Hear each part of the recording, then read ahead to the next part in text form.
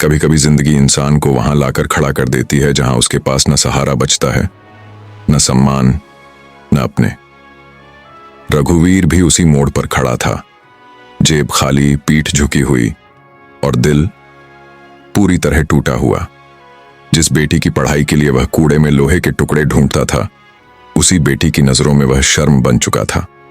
समाज हंस रहा था, रिश्ते छूट चुके थे और इज्जत जैसे कभी थी ही नहीं। लेकिन कहते हैं ना, इंसान कबाड़ में नहीं गिरता, वह वहीं से बनता है। जिस गंदगी से दुनिया मुंह मोड़ लेती है, अगर वही गंदगी किसी के इरादों से मिल जाए तो साम्राज्य बनते हैं। ये कहानी है गिरने की नहीं, गिरकर उठने की, टूटने की नहीं, टूटकर खतरनाक बनने की, और इज्जत मांगने की नहीं, छीनकर कमाने की। दोस्तों, कहानी शुरू करने से पहले एक छोटी सी रिक्वेस्ट है। अगर आप चैनल पर नए हो तो अभी सब्सक्राइब कर लीजिए। वीडियो अच्छा लगे तो लाइक जरूर करना। चलिए अब शुरू करते हैं आज की दिलचस्प कहानी। शहर अभी पूरी तरह जागा नहीं था। सुबह के 5 बजे थे। आसमान हल्का सा नीला हो रहा था और सड़क किनारे पड़े कूड़े से उठती बदबू दिन की पहली सच्चाई बता रही थी। उसी बदबू के बीच एक बूढ़ा आदमी झुका हुआ था। कमर आधी झुक चुकी थी, बाल सफेद, दाढ़ी बिखरी हुई, हाथ कांपते हुए। नाम रघुवीर, उम्र करीब 50 साल। काम कबाड़ बीनना। उसने लोहे का एक टुकड़ा उठाया, थैले में डाला और धीरे से बुदबुदाया, आज थोड़ा ज्यादा मिल जाए भगवान, क्योंकि आज उसकी बेटी की कॉलेज फीस की आखिरी तारीख थी। बेटी जो शर्मिंदा थी, रघुवीर की बेटी का नाम था नैना। उम्र 22 साल, कॉलेज में पढ़ने वाली, शहर के अच्छे लड़के लड़कियों के बीच रहने वाली। लेकिन एक बात थी जो नैना को हर दिन अंदर से खा जाती थी। उसका बाप कबाड़ी था। कॉलेज के बाहर जब लड़कियां अपने पापा की गाड़ियों से उतरती तो नैना बस दूर खड़ी देखती। कभी BMW, कभी फॉर्च्यूनर, कभी ऑडी, और उसका बाप कभी कभी उसी कॉलेज गेट के पास कूड़े के ढेर से बोतलें चुनता दिख जाता। नैना की आंखें झुक जाती, दिल में नफरत भर जाती। वह सोचती, क्यों यही आदमी मेरा बाप है। उसी दिन दोपहर में रघुवीर शहर के सबसे बड़े कार शोरूम पहुंचा। कपड़े पुराने थे, लेकिन आंखों में एक सपना था। वह अंदर गया। एसी की ठंडक, चमचमाती गाड़ियां और सूट पहने सेल्समैन रघुवीर ने हिम्मत करके पूछा, बेटा एक सस्ती गाड़ी दिखा दो। सेल्समैन ने ऊपर से नीचे देखा, चेहरा बदल गया। यहां एंट्री सिर्फ कस्टमर की होती है, आप बाहर वेटिंग में बैठिए। रघुवीर बोला, मैं खरीदने आया हूं। पीछे से मैनेजर आ गया, तेज आवाज में, अरे निकालो इसे बाहर, ग्राहक डर जाते हैं ऐसे लोगों से। सिक्योरिटी ने उसका हाथ पकड़ा और बाहर धक्का दे दिया। ग्लास गेट बंद हुआ। भीतर हंसी थी, बाहर रघुवीर सड़क पर गिरा हुआ, घुटने छिले हुए और आंखों में पहली बार खुद से नफरत। वही दृश्य नैना ने दूर से देख लिया। उसका चेहरा लाल हो गया। वह दौड़कर आई, लेकिन मदद के लिए नहीं, गुस्से के लिए। यहां क्यों आए थे आप? मेरे कॉलेज के सामने तमाशा बना रहे हो। रघुवीर चुप रहा। नैना चीखी, मैं मर जाऊंगी शर्म से एक दिन। काश आप मेरे बाप ही नहीं होते। और वह रोते हुए चली गई। उस दिन रघुवीर ने पहली बार अपनी बेटी की आंखों में नफरत देखी। घर जहां इज्जत नहीं थी, रात को छोटा सा कमरा, टूटी खाट, एक पंखा जो आवाज करता था। रघुवीर ने पैसे निकाले, RS380। वह जानता था ये फीस के लिए कम है। नैना ने बिना देखे कहा, मुझे आपसे कुछ नहीं चाहिए, मैं खुद कर लूंगी। रघुवीर बोला, बेटी मैं कोशिश कर रहा हूं। नैना पलटी, आप पूरी जिंदगी कोशिश ही करते रह गए, कुछ बने नहीं। ये शब्द सीधे दिल में घुसे। उस रात रघुवीर सो नहीं पाया। वह छत देखता रहा और सोचता रहा, क्या सच में गरीब आदमी सिर्फ शर्म देने के लिए पैदा होता है? अगला झटका, बेटी का जाना कुछ दिन बाद। रघुवीर सुबह कबाड़ से लौटा तो घर खाली था। नैना के कपड़े नहीं थे। टेबल पर एक चिट्ठी थी, मैं अब इस जिंदगी में नहीं रह सकती, मुझे आपसे नफरत है, मत ढूंढना मुझे। रघुवीर के हाथ कांप गए। वह जमीन पर बैठ गया। बेटी चली गई थी और वह पूरी तरह टूट चुका था। टूटने के बाद का जन्म। उस रात रघुवीर पहली बार कबाड़ बीनने नहीं गया। वह शहर की कबाड़ी मंडी पहुंचा, बस देखने के लिए। ट्रक, क्रेन, वजन मशीन, लाखों का माल। उसने सोचा, जो मैं रोज सड़क से उठाता हूं वही यहां करोड़ों में बिकता है। वहीं उसकी मुलाकात हुई एक बूढ़े कबाड़ी से। उसने कहा, कबाड़ गंदा नहीं होता, सोच गंदी होती है। ये लाइन रघुवीर के अंदर उतर गई। कहानी का पहला मोड़ उस दिन रघुवीर ने फैसला किया, अब बेटी के लिए शर्म का कारण नहीं बनूंगा। ऐसा आदमी बनूंगा जिसे दुनिया इज्जत से बुलाए। लेकिन उसके पास था क्या? उम्र 50 साल, पैसे नहीं, बेटी छोड़ चुकी थी, समाज हंस रहा था, फिर भी उसने तय किया, यहीं से शुरू करूंगा, कबाड़ से। रात के करीब 2:30 बजे थे। शहर सो रहा था, लेकिन रघुवीर जाग रहा था। कमरे में अंधेरा था, बस एक कोने में रखा छोटा सा बल्ब हल्की पीली रोशनी दे रहा था। नैना का खाली बिस्तर आज भी वैसा ही पड़ा था। रघुवीर ने हाथ बढ़ाकर उस तकिए को छुआ जिस पर कभी उसकी बेटी सोती थी। उसकी आंखों से एक बूंद गिरी, लेकिन इस बार वह बूंद कमजोरी की नहीं थी, वह बूंद फैसले की थी। सुबह पहली बार कबाड़ नहीं, हिसाब।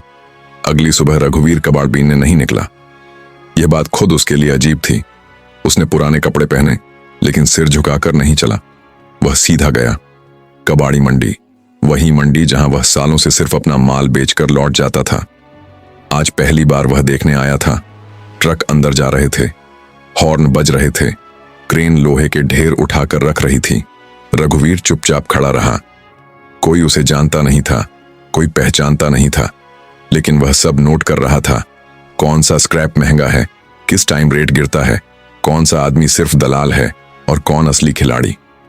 उसने मन में कहा, मैं भी इसी गंदगी से आता हूं, फर्क सिर्फ इतना है मैंने कभी ऊपर देखा ही नहीं। पहला सच, पैसा नहीं, जानकारी। 3 दिन तक रघुवीर रोज मंडी गया, बिना खरीदे बिना बेचे, सिर्फ देखा, सुना, समझा। चौथे दिन एक व्यापारी चिल्लाया, अरे बूढ़े, खरीदना है तो खड़ा रहे, नहीं तो हट। रघुवीर पहली बार बोला, रेट कितना चल रहा है आज एमएस स्क्रैप का? व्यापारी चौंका, तुझे कैसे पता? रघुवीर बोला, क्योंकि मैं रोज वहीं उठाता हूं जो तुम ट्रक से उतारते हो। व्यापारी हंसा, पैसा है। रघुवीर ने जेब टटोली, आज तो 700। व्यापारी ने हाथ हिला दिया, जाओ बाबा, यहां सपने नहीं बिकते। रघुवीर पलटा नहीं, उसने बस इतना कहा, एक दिन यही जगह मेरा नाम बोलेगी। व्यापारी ने फिर हंसा, लेकिन रघुवीर चला गया। पहला कदम, सबसे छोटा सौदा। रघुवीर जानता था, बिना पैसे बड़ा खेल नहीं खेला जाता। उसने वही किया जो उसे आता था। अगले 5 दिन उसने दिन रात कबाड़ बीनना शुरू किया, लेकिन इस बार वह बोतल या कागज नहीं चुन रहा था। वह सिर्फ लोहे के खास टुकड़े उठा रहा था जो फैक्ट्रियां फेंक देती हैं, लेकिन जिनका रेट अच्छा होता है। छठे दिन उसने RS 500 का माल जमा कर लिया। वह फिर मंडी पहुंचा, उसी व्यापारी के पास। आज खरीदोगे? रघुवीर ने पूछा। व्यापारी ने वजन कराया, रेट देखा, RS 900 का फायदा। रघुवीर ने नोट हाथ में पकड़े। उसे लगा जैसे उसने पहली बार भीख नहीं, बिजनेस किया हो। घर जहां बेटी नहीं थी पर आग थी। रात को वह घर लौटा, कमरा वैसा ही था, लेकिन अब खाली नहीं लग रहा था। रघुवीर ने दीवार पर एक पुराना कैलेंडर टांगा। ऊपर लिखा, लक्ष्य। नीचे उसने लिखा, कबाड़ से छुटकारा नहीं, काबू दलाल नहीं, डायरेक्ट इज्जत। सबसे ऊपर उसने पहली बार खुद से वादा किया, नैना लौटे या ना लौटे, अब मैं खुद से नहीं भागूंगा। पहली रुकावट, उम्र। कुछ हफ्तों में लोग उसे पहचानने लगे। वो बूढ़ा जो रोज मंडी में खड़ा रहता है। कुछ हंसते, कुछ चिढ़ाते। एक दिन एक जवान व्यापारी बोला, अंकल अब आराम करो, ये खेल जवानों का है। रघुवीर ने शांत आवाज में कहा, जवान शरीर खेलता है, बूढ़ा दिमाग। सब हंसे, लेकिन वही हंसी रघुवीर को और तेज कर रही थी। दूसरा झटका, बेटी की याद। एक शाम वह कॉलेज रोड से गुजर रहा था, वही कॉलेज जहां नैना पढ़ती थी। लड़कियां हंसती हुई बाहर निकलीं। एक लड़की बोली, आज पापा मुझे कार दिला रहे हैं। रघुवीर रुक गया, उसकी आंखें भर आईं। उसने मन में कहा, नैना अगर तू यहां होती तो शायद आज मेरा मजाक उड़ाती। लेकिन फिर उसने दांत भींचे, और यही वजह है कि मुझे हारना नहीं है। पहले की शांति 3 महीने बीत गए। रघुवीर अब मंडी में सिर्फ बेचता नहीं था, खरीदता भी था। छोटा सा स्टोर रूम लिया, एक पुराना तराजू खरीदा, 2 मजदूर रखे। लोग अब हंसते कम और देखते ज्यादा थे। एक दिन एक बड़े व्यापारी ने पूछा, नाम क्या है तेरा? रघुवीर ने सीधा जवाब दिया, रघुवीर। व्यापारी बोला, याद रखना, ये मंडी किसी को ऊपर चढ़ने नहीं देती। रघुवीर मुस्कुराया, मंडी नहीं, डर रोकता है। और वह चला गया। लेकिन उसे पता नहीं था, अगला भाग उसे सिर्फ व्यापारी नहीं, खिलाड़ी बना देगा। रघुवीर अब कबाड़ी मंडी में अजनबी नहीं रहा था। 3 महीने पहले लोग उसे वो बूढ़ा कहते थे, अब कहते थे रघुवीर है, छोटा है पर दिमाग तेज है। उसका छोटा सा गोदाम हर सुबह खुलता, हर रात बंद होता। 2 मजदूर थे, शिवा और कल्लू। काम कम था पर हिसाब साफ। रघुवीर का एक ही नियम था, वजन में गड़बड़ी नहीं, रेट में झूठ नहीं। लोगों को यह अजीब लगता था क्योंकि इस मंडी में सच सबसे सस्ता होता है। बड़ाओं पर जो सपना लग रहा था। एक दिन एक आदमी गोदाम पर आया, उम्र करीब 35-36, साफ कपड़े, मीठी बोली, नाम महेश। उसने कहा, रघुवीर जी, आपका काम देखा है, ईमानदार आदमी हो, मेरे पास बड़ा क्लाइंट है। रघुवीर सतर्क हो गया, बड़ा मतलब? महेश बोला, फैक्ट्री बंद हो रही है, पूरा स्क्रैप एक साथ निकलेगा। रघुवीर की सांस तेज हो गई, इतना माल उसने कभी सोचा भी नहीं था। पैसा? रघुवीर ने पूछा। महेश मुस्कुराया, आपका हिस्सा रहेगा, मैं बस ब्रोकिंग करूंगा। पहली बार रघुवीर को लगा शायद अब ऊपर जाने का वक्त आ गया है। अंदर की आवाज जो चेतावनी दे रही थी, रात को रघुवीर सो नहीं पाया। उसे नैना की आवाज याद आई, आप पूरी जिंदगी कोशिश ही करते रह गए। उसने खुद से कहा, अगर आज भी डर गया तो वही बूढ़ा रह जाऊंगा। सुबह उसने फैसला कर लिया, सब कुछ दांव पर। रघुवीर ने अपना गोदाम गिरवी रखा, 2 जान पहचान वालों से उधार लिया, मजदूरों को एडवांस दिया। कुल रकम RS 18 लाख, उसकी जिंदगी का अब तक का सबसे बड़ा दांव। महेश ने कहा, कल सुबह फैक्ट्री चलेंगे। रघुवीर ने भगवान के आगे अगरबत्ती जलाई। अब इज्जत या मिट्टी। धोखे का दिन। अगली सुबह रघुवीर तय समय पर पहुंचा। फैक्ट्री गेट बंद था। उसने महेश को कॉल किया, फोन बंद। उसने फिर किया, फिर दिल बैठने लगा। तभी चौकीदार आया। आप कौन? रघुवीर बोला, स्क्रैप के लिए आया हूं। चौकीदार हंसा, कौन सा स्क्रैप? यह फैक्ट्री तो 6 महीने पहले बिक चुकी। रघुवीर के पैरों तले जमीन खिसक गई। उसने फिर कॉल लगाया, इस बार नंबर स्विच ऑफ। सच्चाई जो सीने में चुभ गई। रघुवीर समझ गया था, महेश सिर्फ दलाल नहीं था, शिकारी था। RS और 18 लाख हवा हो चुके थे। वह वहीं सड़क किनारे बैठ गया। उसी हालत में उसे वही शोरूम याद आया जहां से उसे निकाला गया था। आज भी वह बाहर ही था। मंडी की अदालत। शाम को खबर फैल गई। लोग फुसफुसाने लगे, बूढ़ा फंस गया, अब खत्म।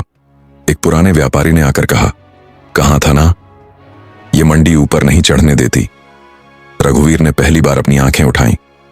नहीं चढ़ने देती या हम डर जाते हैं। वह उठा और गोदाम बंद कर दिया। घर जहां सब खत्म हो चुका था। रात को वह घर पहुंचा, कमरे में वही सन्नाटा। अब उसके पास गोदाम नहीं, पैसा नहीं, उधार। सिर पर बेटी पहले ही जा चुकी। वह जमीन पर बैठ गया, सिर पकड़ लिया। कई घंटे बीत गए। फिर अचानक उसने हंसना शुरू किया। धीमी हंसी, फिर तेज। अब खोने को बचा ही क्या है? फैसला जो इंसान बदल देता है। अगली सुबह रघुवीर मंडी पहुंचा। लोगों ने सोचा वह भीख मांगने आया है, लेकिन वह सीधा गया सबसे बड़े व्यापारी के पास। नाम हरिश्चंद्र सेठ। उसने कहा, मुझे काम चाहिए, नौकरी नहीं। सेठ हंसा, तो क्या चाहिए? रघुवीर ने जवाब दिया, आपका गंदा काम जो कोई नहीं करता। सेठ की आंखें चमकी, तू टूट चुका है। रघुवीर बोला, नहीं, अब खतरनाक हुआ हूं। सेठ ने पहली बार उसे ध्यान से देखा। कल से आ जाना। रघुवीर पहली बार सुबह सूरज से पहले नहीं उठा। आज वह काम करने नहीं, सीखने जा रहा था। हरिश्चंद्र सेठ की दुनिया। हरिश्चंद्र सेठ का गोदाम मंडी के सबसे अंदर था। ऊपर से देखने में सब कुछ सामान्य लगता था, लेकिन अंदर बिना कागज का माल, बिना बिल का वजन, बिना सवाल का पैसा। रघुवीर ने समझ लिया, यही वो दुनिया है जिससे बड़े लोग पैदा होते हैं। सेठ ने कहा, यहां ईमानदारी नहीं चलती, यहां समझदारी चलती है। रघुवीर चुप रहा। उसने फैसला कर लिया था, पहले सीखेगा फिर चुनेगा। गंदा काम जो साफ दिमाग मांगता है। रघुवीर को सबसे नीचे से शुरू कराया गया। नाइट डील्स, बिना नंबर वाले ट्रक, रेलवे स्क्रैप, सरकारी नीलामी की अंदरूनी खबरें, हर रात नया सबक। सेठ ने एक दिन पूछा, डर लगता है? रघुवीर बोला, डर था, अब आदत है। सेठ हंसा। पहली जीत, खून के बिना एक रात एक बड़ा रेलवे स्क्रैप चुपचाप निकलना था। दूसरे गिरोह भी पीछे थे। सेठ ने कहा, आज देखेंगे तू काम का है या नहीं। रघुवीर ने हिंसा नहीं चुनी। उसने सही आदमी सही जगह सही वक्त पर बैठा दिए। जब दूसरे पहुंचे, माल जा चुका था। सेठ ने पहली बार उसके कंधे पर हाथ रखा। तू खतरनाक है क्योंकि तू चिल्लाता नहीं। नाम फैलना शुरू। 3 महीनों में मंडी में बातें बदल गईं। अब लोग कहते, रघुवीर से पंगा मत लेना, वो बोलता कम है। वह अब डील बनवाता था, रेट तय करवाता था, ट्रक किसका जाएगा यह तय करता था। लेकिन वह खुद अभी भी एक ही कमरे में रहता था। अंदर का अपराध बोध। एक रात वह अकेला बैठा था। नैना की फोटो सामने रखी थी। उसने खुद से पूछा, अगर नैना मुझे आज देखे तो क्या इज्जत करेगी? पहली बार उसका दिल भारी हुआ। लेकिन उसी पल उसने सोचा, जब दुनिया ने गंदा खेल बनाया है तो साफ रहकर कौन जीता है? सेठ का इम्तिहान। एक दिन सेठ ने कहा, अब तू अकेला काम संभालेगा। एक डील है बहुत बड़ी, या तो राजा बनेगा या फिर मिट जाएगा। रघुवीर ने आंख उठाई। कितनी बड़ी? सेठ बोला, पूरा इंडस्ट्रियल बेल्ट। रघुवीर समझ गया, यह डील सिर्फ पैसे की नहीं थी, ताकत की थी। 5 साल में शहर ने करवट बदल ली थी। जहां कभी टूटे हुए शटर और जंग लगे ताले थे, वहां अब कांच की इमारतें खड़ी थीं। सड़कें वही थीं, लेकिन सड़क पर चलने वाले लोग बदल गए थे। और सबसे ज्यादा जो बदला था वो नाम था, रघुवीर। अब यह नाम सिर्फ किसी आदमी का नहीं था, यह नाम डर बन चुका था। शहर के सबसे बड़े कार शोरूम में आज भीड़ थी। लॉन्च था, कैमरे थे, रोशनी थी। लेकिन जैसे ही रघुवीर अंदर आया, आवाजें अपने आप धीमी हो गईं। वह किसी को देखने नहीं आया था, बस देखना चाहता था कि वक्त उसे कैसे देख रहा है। उसी वक्त एक लड़की ट्रे लेकर आगे बढ़ी। हाथ थोड़े कांप रहे थे। Sir, sorry. आवाज जानी पहचानी सी लगी। रघुवीर ने पलट कर देखा। वही चेहरा, वही आंखें, बस उनमें अब वो तेज नहीं था। नैना। उसे रघुवीर याद नहीं था। उसके लिए वह बस एक और अमीर आदमी था। मैनेजर दौड़ता हुआ आया। सर, आप खुद आए, हमें बताया क्यों नहीं? नैना के हाथ से चाबियां फिसलकर जमीन पर गिर गईं। उसने धीमे से पूछा, सर, ये कौन है? मैनेजर ने जैसे कोई नाम नहीं, कोई सच उछाल दिया। ये रघुवीर सिंह है, पूरा इंडस्ट्रियल बेल्ट इन्हीं का है। नैना की सांस अटक गई। दिमाग में 5 साल पुरानी आवाज गूंज गई, देसी, कंवार। रघुवीर ने कुछ नहीं कहा। नजरें कार पर थीं, लेकिन दिमाग कहीं और। उसी रात फोन बजा। स्क्रीन पर एक नाम चमका, पूजा, उसकी बेटी। पापा, मैं वापस आ रही हूं। उस एक वाक्य ने उसके सारे सौदे, सारे डर, सारे हिसाब एक तरफ कर दिए। कुछ दिनों बाद पूजा घर में थी। वही घर जो बाहर से महल लगता था और अंदर से खाली। पूजा ने फाइलें खोली। कागजों की खड़खड़ाहट घर की खामोशी तोड़ रही थी। ये पैसे? उसने बिना नजर उठाए पूछा, कहां से आते हैं? रघुवीर चुप रहा। पूजा ने पहली बार उसकी तरफ देखा। आप शहर चलाते हो पापा, लेकिन क्या खुद को देख पाते हो? उस सवाल ने रघुवीर के अंदर कुछ तोड़ दिया। उसी वक्त हरिश्चंद्र सेठ की चाल चली। बीमारी के बिस्तर से भी उसका दिमाग साजिश बुन रहा था। एक झूठा केस, एक रात की रेड, मीडिया पहले से तैयार। सुबह 4 बजे गेट पर पुलिस थी। कैमरे चमक रहे थे। लोग बाहर खड़े होकर देख रहे थे। शहर वही था जिसने उसे ऊपर चढ़ते देखा था, आज वही गिरते देखने आया था। टीवी पर हेडलाइन चल रही थी। नैना भी देख रही थी। नाम, चेहरा, कहानी सब सामने था। उसकी आंखों से आंसू निकले। अब समझ आया किसे उसने गंवार कहा था। प्रेस के सामने पूजा खड़ी हुई। आवाज कांप नहीं रही थी। अगर ये आदमी गिरेगा, उसने कहा, तो अकेला नहीं गिरेगा, ये शहर भी गिरेगा। कमरा सन्नाटे में डूब गया। कुछ ही दिनों में हरिश्चंद्र सेठ अस्पताल में दम तोड़ चुका था। न कोई खबर, न कोई शोर। सिस्टम अपना काम जानता था। 1 महीना बीता, पुराना बोर्ड उतारा गया, नया लगाया गया। रघुवीर बाहर खड़ा देख रहा था। उसकी आंखों में जीत नहीं थी, सिर्फ थकान थी। रात को वह अकेला पुरानी मंडी तक गया, वही जगह जहां से सब शुरू हुआ था। उसने खुद से कहा, इंसान गरीब नहीं होता, वक्त उसे गरीब बनाता है। और इस बार उसकी आवाज में न घमंड था, न गुस्सा, सिर्फ सच था। सुबह देर से हुई थी, सूरज काफी ऊपर आ चुका था, लेकिन रघुवीर की आंखों में अब भी रात बाकी थी।